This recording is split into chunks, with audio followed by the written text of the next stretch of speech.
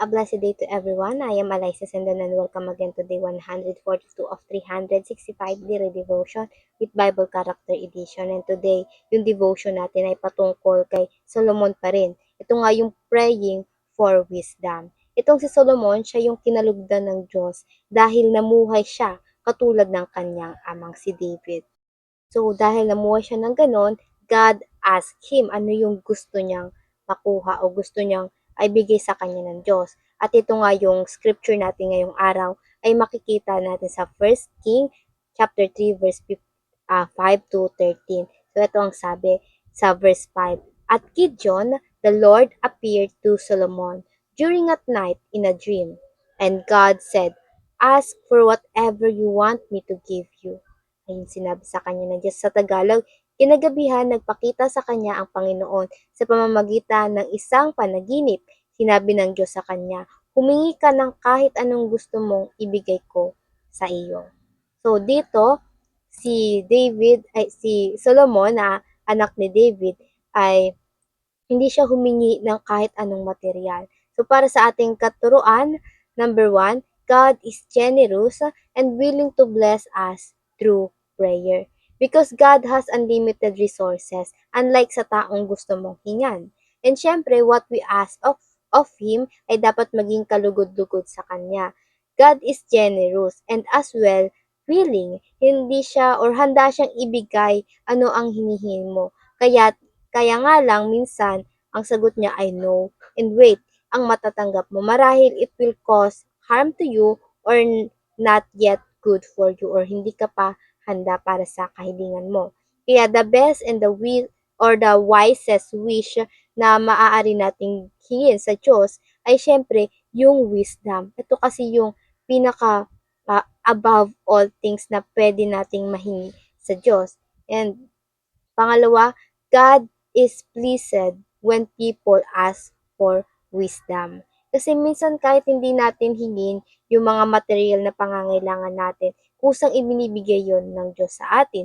But asking for wisdom, this could help you to how to manage, how to be a good steward of God's blessing. With wisdom from God, mas lalago pa yung ibinigay niya sa iyo. Kung baga mula sa maliit na ipinagkatiwala sa iyo ng Diyos, you have to cultivate it with wisdom of God para maunawaan mo na sa paglago nito, gaano ito kalaki ay yung pinagpipray mo and blessing sa iyo ng Diyos and understand the responsibility within it. Si Solomon, sinabi niya sa Panginoon doon sa kanyang kahilingan, Lord, bago yung kanyang kahilingan, Lord, narito ako kasama ng bayang pinili mo. Napakadami yung ng tao kung iisipin natin kasi bansa na iyon eh. Instead of praying sa resources na itutulong niya sa mga tao, he prayed instead. Ito nga sinabi niya, kaya bigyan niyo po ako ng karunungan upang pamahalaan ang iyong mga mamamayan at kaalamang malaman kung ano ang mabuti at masama dahil sino po ba ang may kakayahang mamahala sa inyong mga mamamayan na napakarami.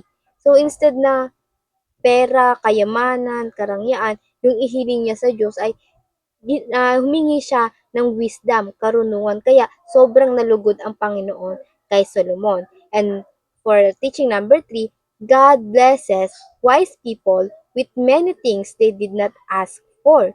So remember this, we are not the owner of God's resources. What God blessed to you, you have to manage it properly kasi hindi iyan tunay na pagmamay-ari mo, kundi sa Diyos pa rin. In illustration, yung wisdom ay parang container.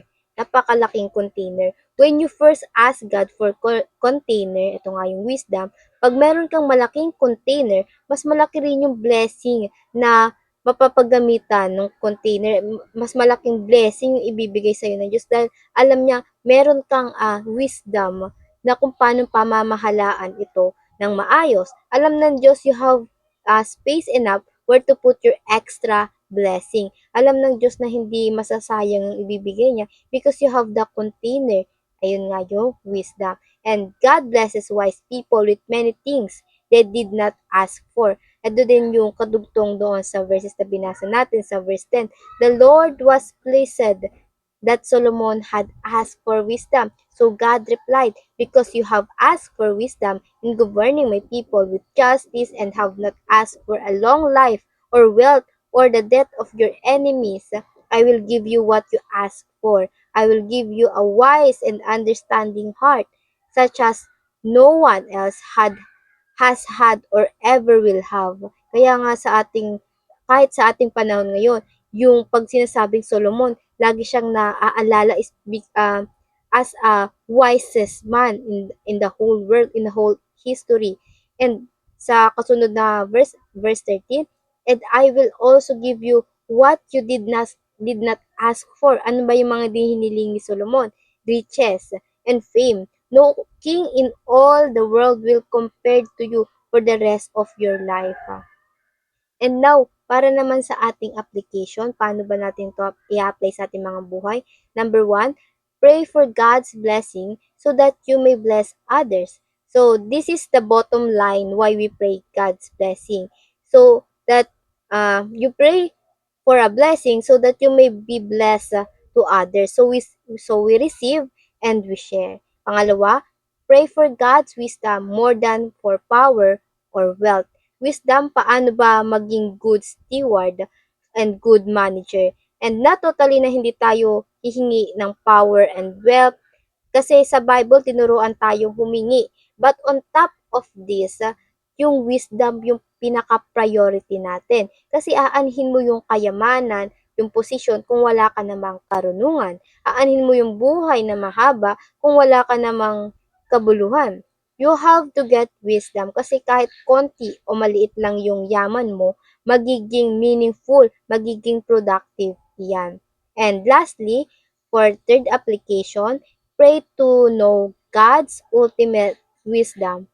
So, ano ba yung God ultimate wisdom? It is Jesus Christ. So pray to know Jesus Christ. When people know Jesus, he or she have different principle in life.